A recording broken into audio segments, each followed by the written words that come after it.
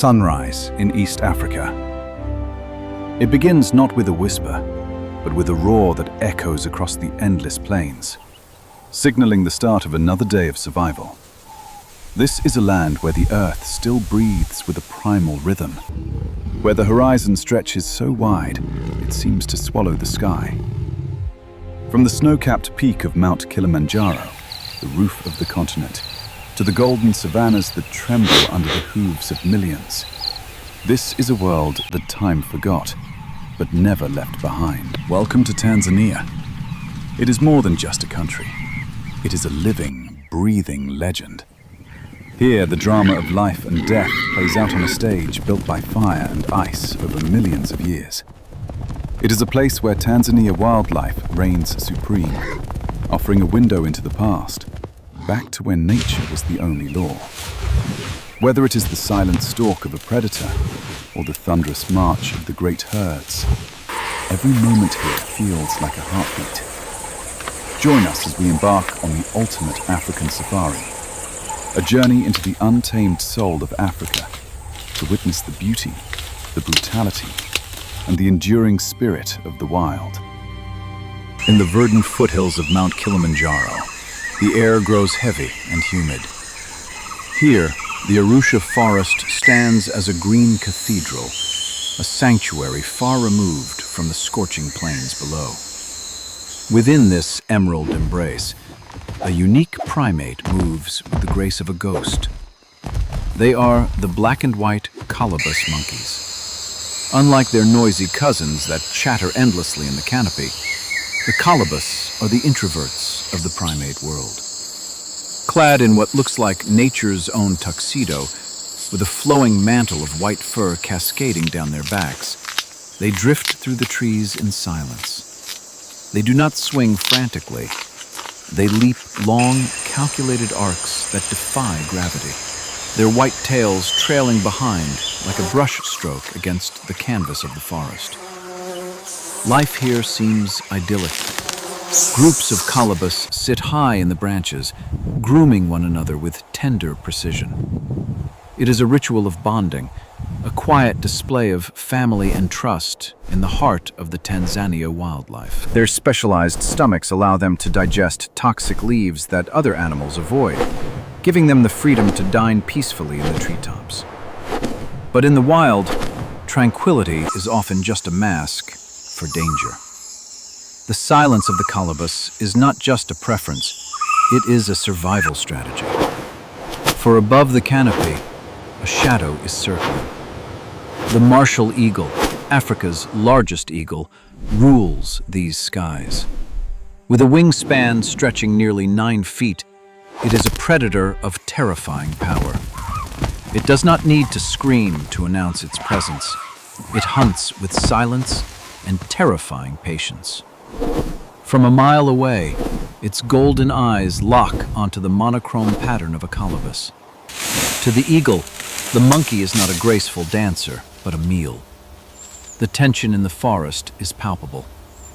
When the eagle tucks its wings and dives, it becomes a missile, reaching speeds that leave no time for a warning cry. This is the brutal balance of the African wilderness, the peaceful leaf eater and the silent assassin, locked in an eternal dance that keeps the forest healthy and the weak culled from the strong.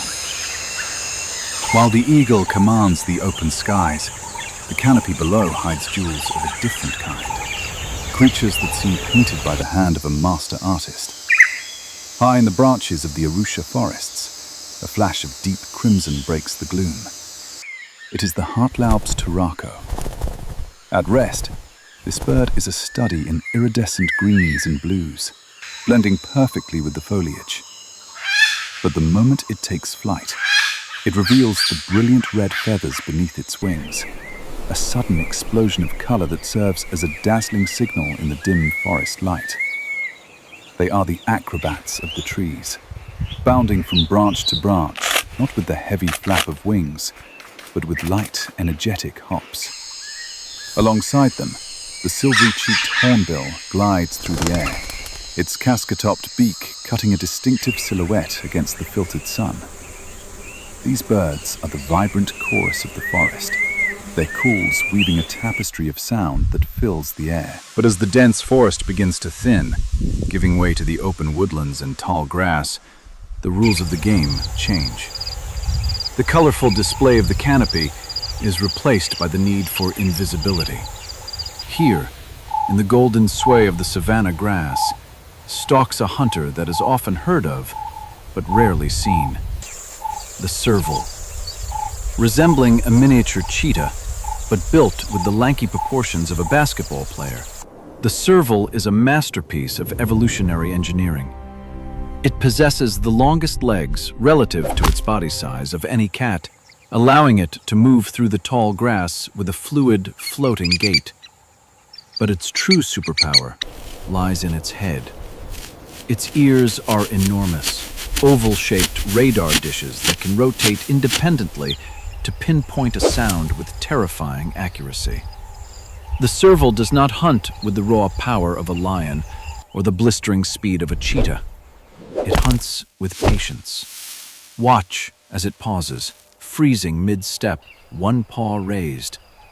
It is not looking, it is listening. It can hear the rustle of a rodent moving underground, the heartbeat of a mole rat beneath the soil. In this game of hide-and-seek, silence is the loudest sound.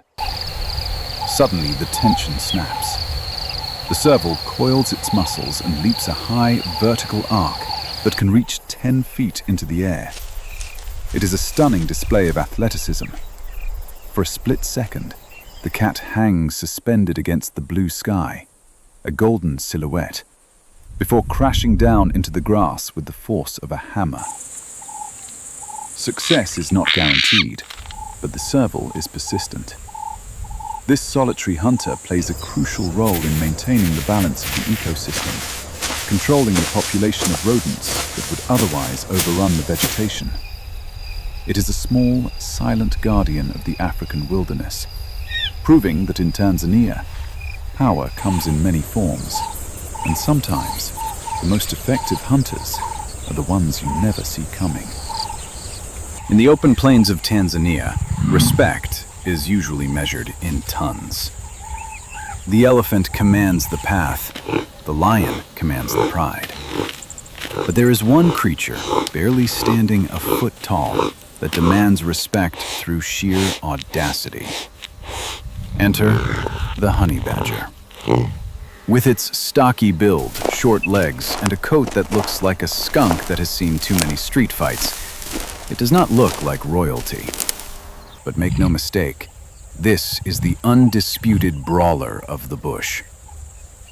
The honey badger moves with a swagger that borders on arrogance.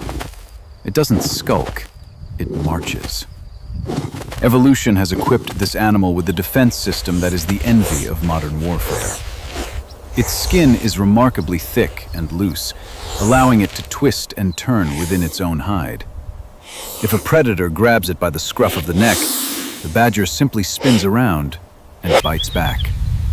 And it bites hard. But it is not just the armor, it is the attitude. In the unforgiving theater of the African safari, fear is a scent, and the honey badger seems to lack it entirely. We have seen them charge at lions 10 times their size. We have seen them shake off the bite of a puff adder, sleep off the venom for a few hours, and wake up to finish the meal. They are relentless foragers, digging frantically into the hard earth in search of scorpions, larvae, or anything that moves.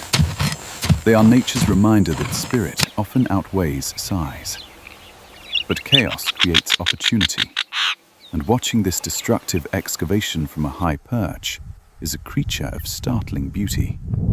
The lilac-breasted roller. If the honey badger is the brute of the savannah, the roller is its crown jewel.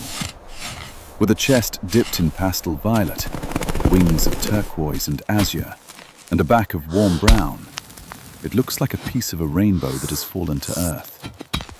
Perched atop a lonely acacia thorn, it sits motionless, a sharp contrast to the dusty frenzy below. But this bird is not just an admirer of the view.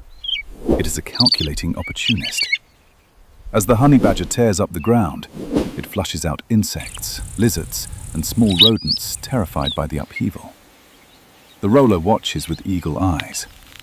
The moment a grasshopper leaps to escape the badger's claws, the bird swoops down, a flash of brilliant blue against the dry grass, snatching the prize mid-air before returning to its perch. It is a subtle, unspoken partnership in the Tanzania Wildlife. One creates the chaos, the other reaps the reward. In this land, survival is rarely a solo act. It is a complex web of interactions, where even the most aggressive warrior can unwittingly become the provider for the most beautiful spectator. As we travel further south, the landscape of Tanzania undergoes a dramatic transformation. We enter the realm of Tarangire, a place that feels less like a modern park and more like a lost world.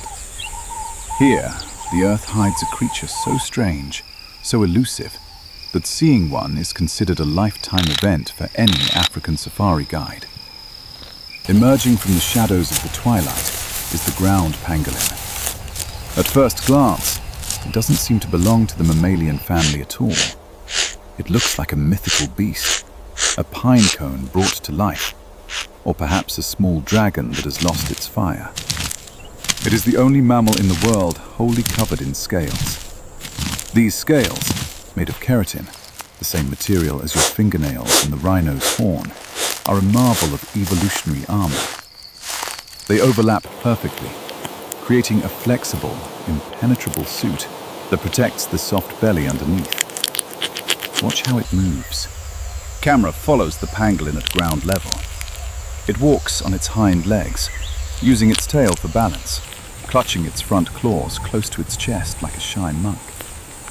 It is on a singular mission to find ants and termites. It has no teeth. Instead, it possesses a sticky tongue that can extend longer than its own body, a specialized tool for extracting insects from deep within their mouths. But when threatened, the pangolin performs a magic trick. It curls into a tight, solid ball.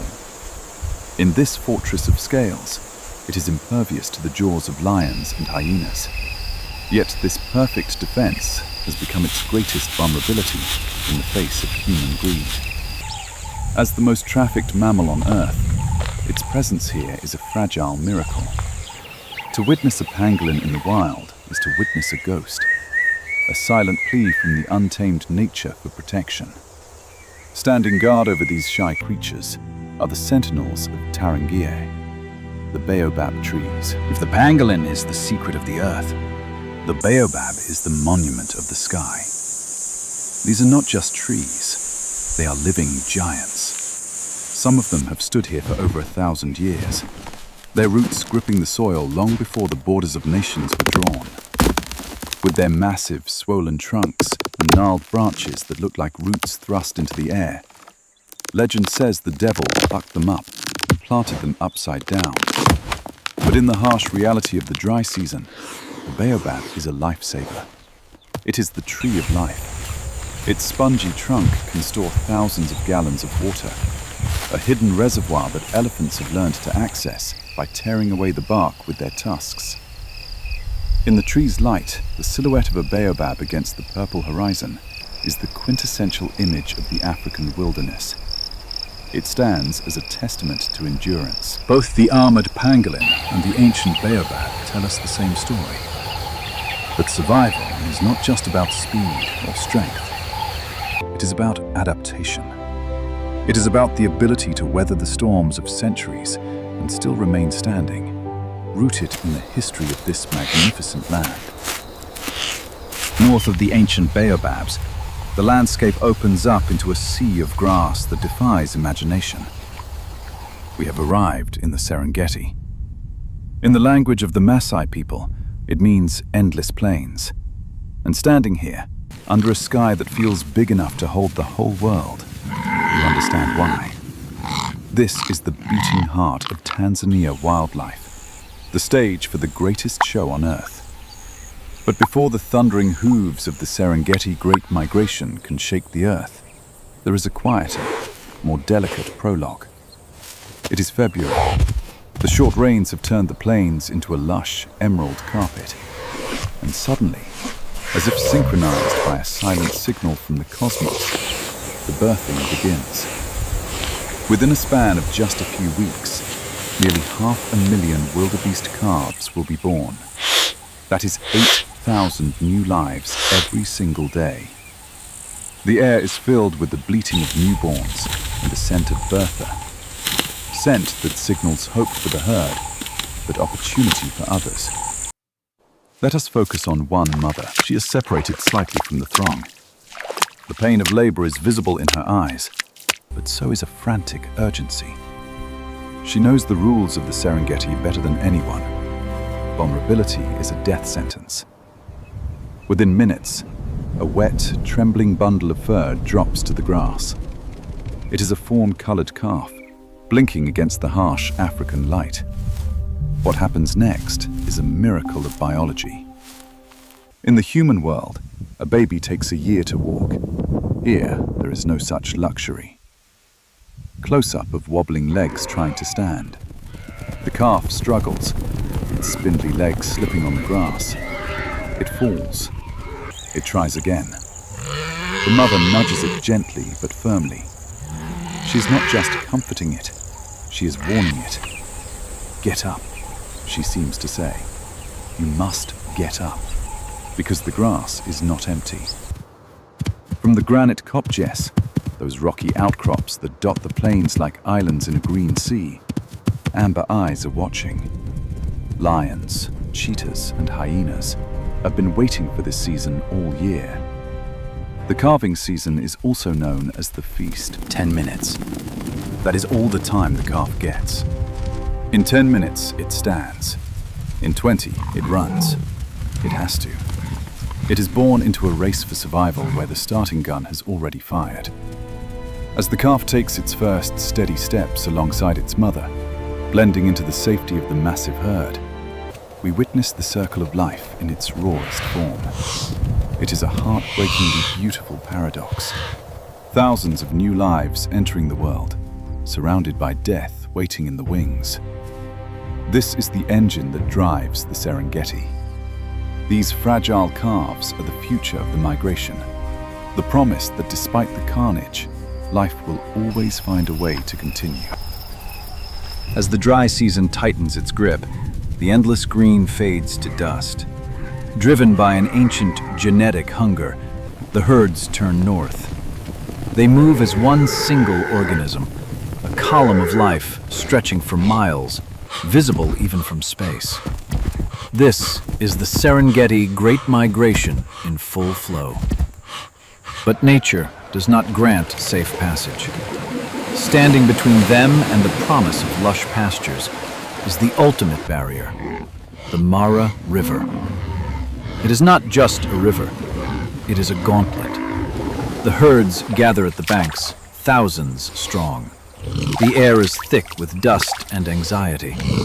They pace nervously, eyes wide, sensing the danger that lurks beneath the brown, swirling surface. The water is deceptively calm, but it hides monsters. The Nile crocodiles. Some of these reptiles are over 15 feet long, prehistoric giants that have survived since the time of the dinosaurs. They have not eaten for months. They've been waiting for this exact moment. The tension is unbearable. It takes just one brave, or perhaps desperate soul, to take the first leap. Splash! Pandemonium erupts. The river explodes into white foam and chaos. Driven by the pressure of the herd behind them, thousands of wildebeests launch themselves into the treacherous currents. It is a scene of utter frenzy. Calves are separated from mothers. Bodies collide in the churning water. Then, the trap snaps shut. With terrifying speed, the crocodiles strike. A pair of jaws clamps down, dragging a struggling wildebeest beneath the surface. The water turns crimson. There is no malice here, only hunger. It is the brutal, uncompromising reality of the Tanzania wildlife. For the crocodiles, This is a feast that must sustain them for another year. For the wildebeests, it is a lottery of life and death. Those who survive the jaws must still face the steep, slippery banks on the other side. Exhausted, wet, and terrified, they scramble up the mud, their hooves slipping, driven by the sheer will to live. When they finally reach the top and shake the water from their coats, they do not look back. They simply continue to march. Witnessing this crossing is to witness the most powerful definition of the circle of life. It is shocking, it is violent, but it is also necessary. The death of the few ensures the survival of the species and feeds the ecosystem of the river. In this dramatic climax of the African safari, we learn that nature is not cruel, it is indifferent. It demands a price for survival, and the herds pay it, year after year, in a cycle that has no beginning and no end. Leaving the endless motion of the Serengeti Plains, we ascend into the cool, misty highlands to witness a geological wonder that defies logic. Before us lies the Ngorongoro Crater. 3 million years ago, a volcano rivaling Kilimanjaro in height exploded and collapsed upon itself. Today, what remains is the world's largest inactive, intact volcanic caldera.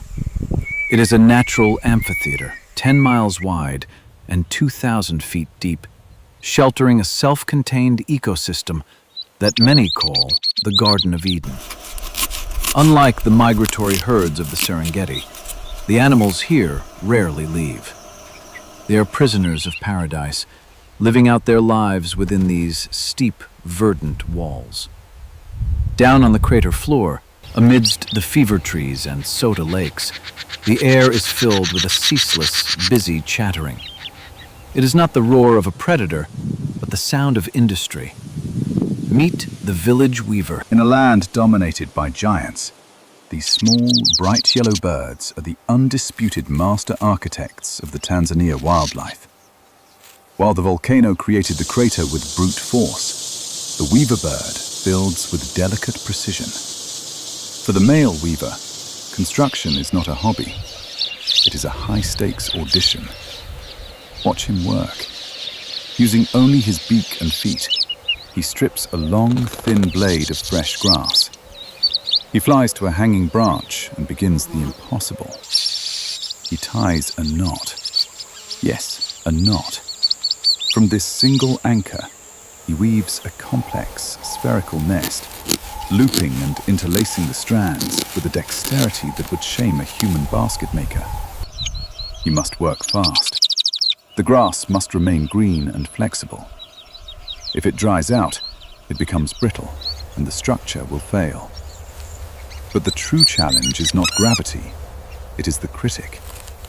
Once the nest is complete, the male hangs upside down, fluttering his wings in a frantic, vibrant display, calling out to a passing female. She is the inspector. She approaches the nest with a skeptical eye. She tests the weave, pulls at the strands, and checks the structural integrity. She's looking for a safe home for her eggs, impenetrable to snakes and sturdy against the wind. If the nest does not meet her standards, she will simply fly away. Or worse, she may tear it down. The male, undeterred, must start all over again. It is a relentless cycle of construction and rejection, driven by the instinct to secure a future. In the shadow of the massive crater walls, these tiny birds remind us that in nature, even the smallest home is built with the greatest effort. While the weaver birds busy themselves with the future, other residents of the Ngorongoro Crater seem to carry the weight of history on their shoulders. Wandering through the fever tree forests are the African elephants. But look closely. These are not the chaotic, chirping nurseries of the Serengeti. Here, you will mostly find solitary giants. They are the old bulls, the retired patriarchs of the elephant world.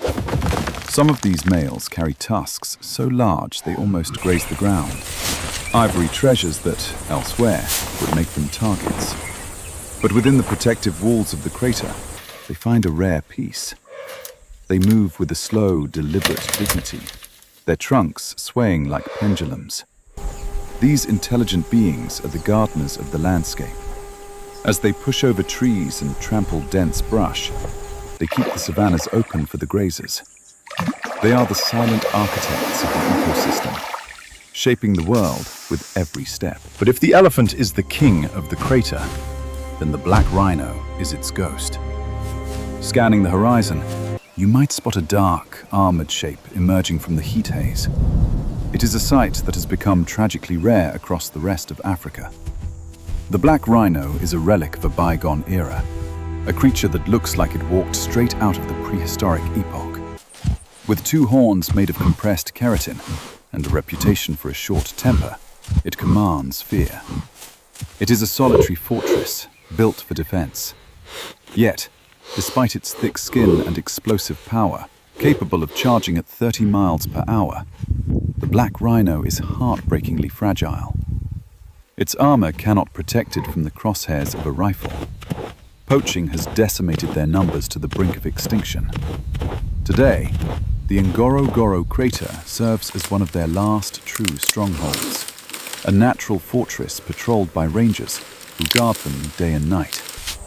Seeing a black rhino here is a profound experience. It is not just excitement, it is a privilege mixed with sadness. It forces us to confront the reality of wildlife conservation. We are looking at a species that is hanging on by a thread, kept alive by the steep walls of a volcano and the dedication of humanity. In this isolated Eden, the rhino stands as a living symbol of what we have lost and what we must fight to save. Climbing out of the crater and moving into the surrounding woodlands, the horizon is punctuated by shapes that defy gravity.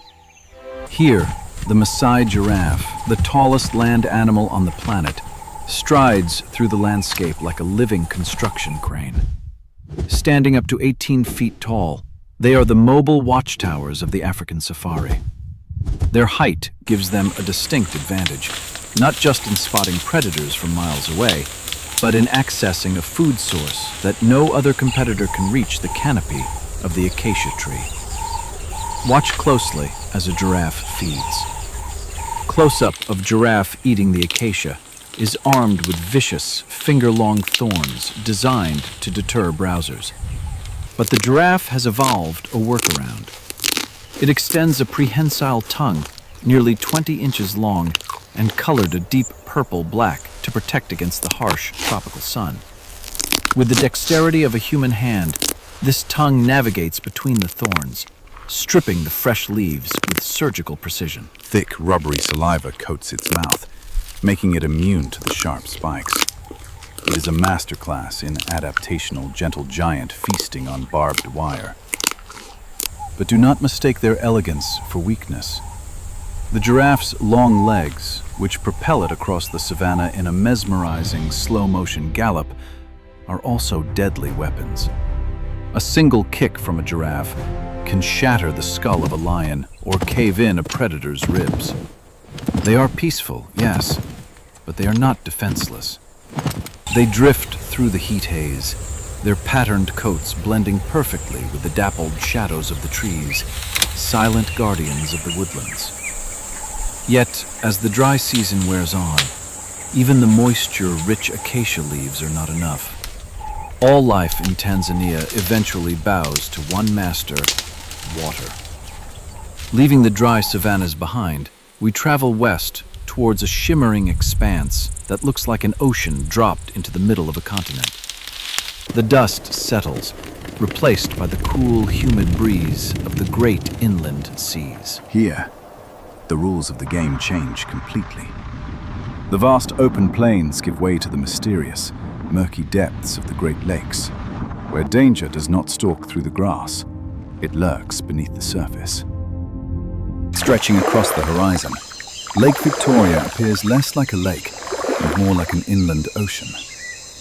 It is the largest tropical lake in the world, a vast reservoir that breathes life into the surrounding lands. But do not let the shimmering blue waters deceive you.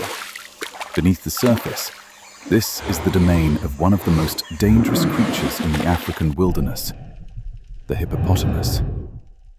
During the day, they congregate in bloats, submerged like islands of grey flesh in the cool water.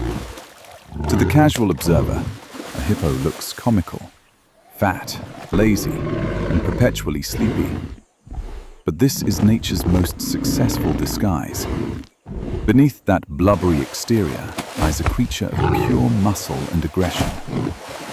The bull hippo is a territorial tyrant.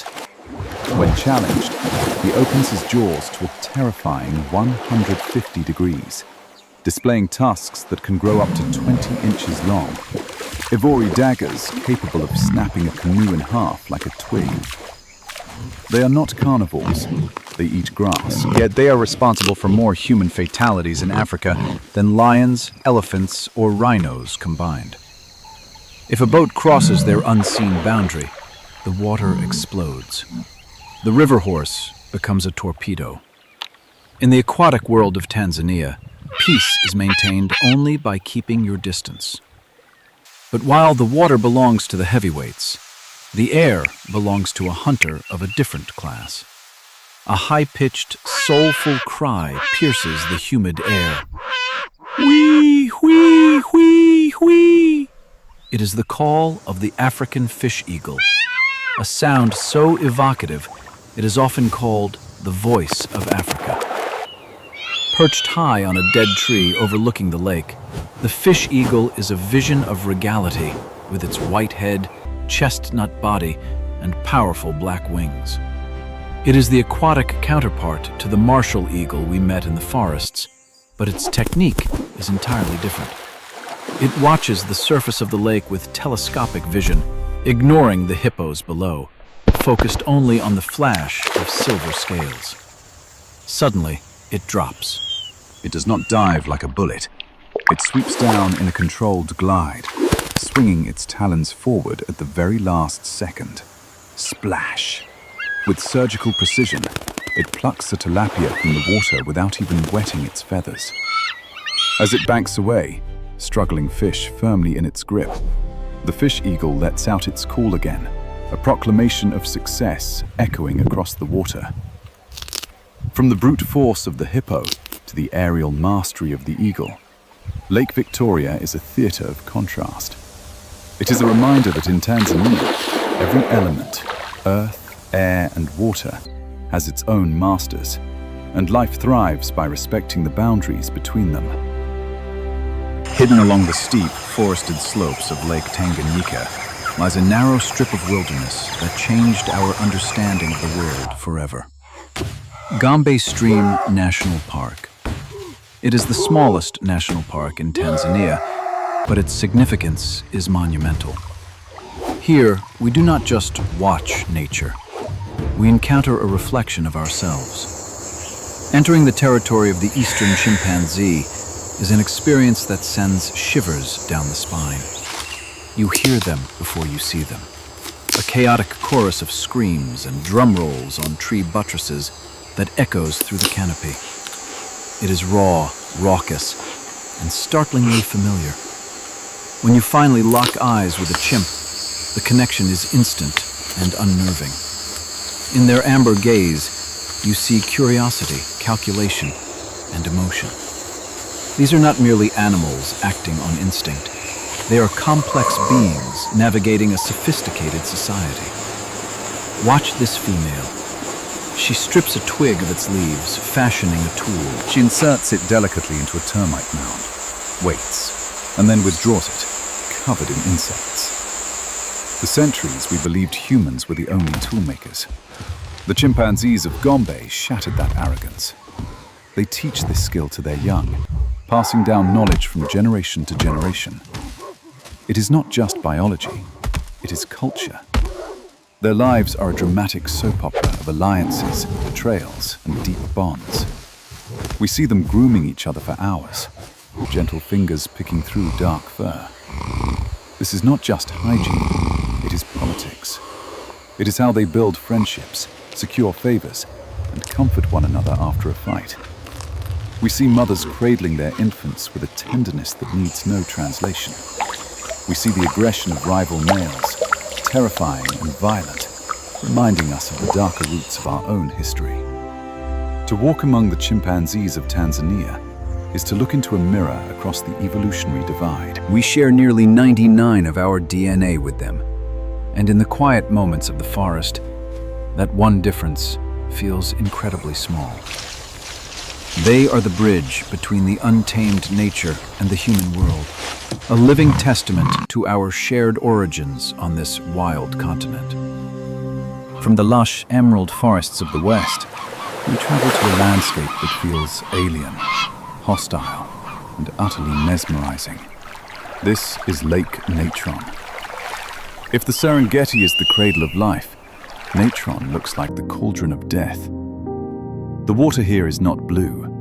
It is a deep, blood-red crimson, stained by halophilic bacteria that thrive in the intense salinity. The temperature can scald human skin, and the alkalinity is so high, almost like ammonia, that it can turn the bodies of animals that die here into calcified statues. It is a place that warns you to stay away. And yet, look closer. Emerging from the caustic haze is a sea of pink. This toxic lake is the most critical breeding ground on Earth for the lesser flamingo. Over 2 million of them gather here, transforming the deadly red waters into a vibrant, living mosaic. It is one of nature's greatest paradoxes. Why would such delicate creatures choose hell as their nursery? The answer is simple: safety. The corrosive water that kills other animals acts as a perfect moat. No hyena, jackal, or leopard dares to cross the salt-crusted mudflats to reach the nesting islands in the center of the lake. Here, in the middle of a chemical furnace, the flamingo chicks are safe. The lake also provides their feast. The same algae that turns the water red is the flamingo's primary food source. They march in unison, heads upside down in the water, their beaks acting as specialized filters to sift the microscopic food from the brine. It is this diet that gives them their iconic pink feathers. Without this harsh environment, they would be white, colorless ghosts. Watching a flock take flight is a spectacle that defies description. As they run across the water to gain speed, thousands of crimson wings unfurl against the backdrop of the active volcano, Oldoño Lengaithe, Mountain of God to the Maasai. They rise like a pink blizzard, swirling into the sky. Lake Natron teaches us a profound lesson about the Tanzania wildlife. Life is stubborn. It does not just look for easy places to exist. It conquers the impossible. In this red, burning lake, beauty does not just survive, it flourishes, painted in the boldest colors imaginable. Finally, the dusty plains give way to the rhythmic pulse of the tides. Just off the coast lies a jewel of the Indian Ocean, Zanzibar Island. For centuries, this archipelago was known for spices and trade, but for nature lovers, its true wealth lies in its unique biodiversity. It is a world apart from the mainland, isolated by rising sea levels thousands of years ago. This isolation has turned the island into an evolutionary laboratory, creating creatures found nowhere else on Earth. Deep in the Jozani Chwaka Bay National Park, the canopy rustles with the movement of the island's most famous resident, the Kirk's red colobus. If the black and white colobus of the mountains were the elegant aristocrats, the red colobus are the punk rockers of the primate world. With their messy shock of white hair, rusted backs, and expressive faces, they are bursting with personality. They are loud, social, and utterly fearless of humans. But their existence is a marvel of adaptation. The vegetation here is tough and filled with defensive toxins. To survive, the red colobus has learned a trick that seems almost medical. They eat charcoal. You can often see them descending from the trees to gnaw on charred wood or clay. This acts as a natural filter, absorbing the poisons in their stomachs and allowing them to digest leaves that would kill other monkeys. It is a brilliant example of how Tanzania Wildlife finds solutions in the most unexpected places. But the island's wonders do not end at the shoreline. Slip beneath the turquoise surface, and you enter a jungle of a different kind. The coral reefs of Zanzibar are bustling underwater cities. Here, the Indo-Pacific bottlenose dolphins play in the surf. Highly intelligent and social, they surf the bow waves of passing dhows, a bridge between the human and animal worlds. Closer to the reef, the drama shrinks in scale, but not in intensity. Amidst the swaying tentacles of sea anemones, the clownfish darts in and out. It is a relationship of perfect trust. The anemone's sting protects the fish, and in return, the fish defends its host and cleans it. From the charcoal-eating monkeys of the forest to the symbiotic dancers of the reef, Zanzibar shows us that cooperation and adaptation are the keys to survival in this tropical paradise. But there is one final lesson this island has to teach us. Lesson about time. Just a short boat ride from the main island lies a sanctuary, where time seems to have stopped altogether. Canggu Island. Here, roaming freely under the shade of tropical trees, are the Aldabra giant tortoises. These are not native to Tanzania, but were gifted here over a century ago. Today, they are the living guardians of the island. Some of these gentle giants are older than the oldest human on Earth. They were hatchlings when cars were first invented. They were young adults during the World Wars. Now, they carry their massive domed shells with a slow, deliberate grace that commands reverence. Watching an Aldabra tortoise eat is a lesson in mindfulness. It stretches its long, wrinkled neck to reach a hibiscus flower, munching with a slow, rhythmic crunch. They do not run. They do not stress. They simply exist, weathering the centuries with a quiet resilience that outlasts empires. In their presence, our own hurried lives feel fleeting and insignificant. But down by the water's edge, in the muddy embrace of the mangroves, another creature marks time in a different way. As the tide recedes, the mudflats come alive with thousands of tiny movements. These are the fiddler crabs. Small enough to fit in the palm of your hand, the males are instantly recognizable by their colossal, asymmetrical claw. It looks comically oversized, like a warrior carrying a shield too big for his body. But this claw is his flag, his weapon, and his love letter. Watch the synchronized dance of the colony. The males wave their giant claws in the air in a rhythmic motion, beckoning females into their burrows. Wave, pause, wave, pause. It looks like they are playing invisible violins. The name fiddler. These tiny crustaceans are the unsung heroes of the coast. As they dig their burrows, they aerate the soil, allowing the mangrove roots to breathe and recycling nutrients for the entire ecosystem. They are the microscopic engineers of the shoreline, from the ancient, unhurried tortoise to the frantic, waving crab. Zanzibar Island reminds us that nature keeps time in many ways.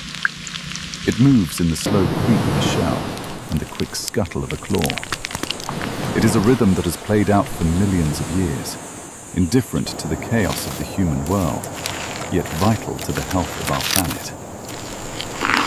From the snow-capped roof of Africa to the coral gardens of the Indian Ocean, our journey through Tanzania has been a testament to the raw, unpolished beauty of our planet.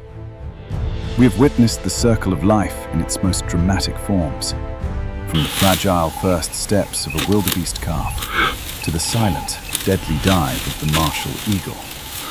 We have seen that here, in the untamed nature, every creature, no matter how large or small, plays a vital note in a grand, eternal symphony. But this story is not just about animals. It is about us. Standing before the vastness of the Serengeti, or the ancient stillness of a baobab tree, we are reminded of a simple truth that modern life often makes us forget. We are not apart from nature. We are a part of it. The same water that flows through the Rufiji River flows through our veins. The same air that fills the lungs of the charging rhino fills our own. Today, the Tanzania Wildlife faces challenges like never before. Climate change, poaching, and habitat loss threaten to silence the roar of the lion and the trumpet of the elephant. But there is hope. It lives in the dedication of the rangers who guard the rhino night and day. It lives in the communities that have learned to coexist with the wild. And it lives in you. By witnessing this majesty, you become a witness to its value. To protect the African wilderness is not just to save a destination for an African safari. It is to save the soul of our world. We are the guardians of this legacy. The question is not whether the wild will survive without us. It is whether we can survive without the wild. Let us tread lightly. Let us listen closely. And let us ensure that the heartbeat of Tanzania continues to thunder for generations to come. Do you feel the call of the wild? If this journey through Tanzania touched your spirit, please leave a comment below, sharing which animal's story resonated with you the most. Was it the brave honey badger, the gentle elephant, or the resilient flamingo? Don't forget to like and subscribe to our channel to join us on our next adventure into the unknown. Together, let's keep the wonder alive. Thank you for watching, and see you in the wild.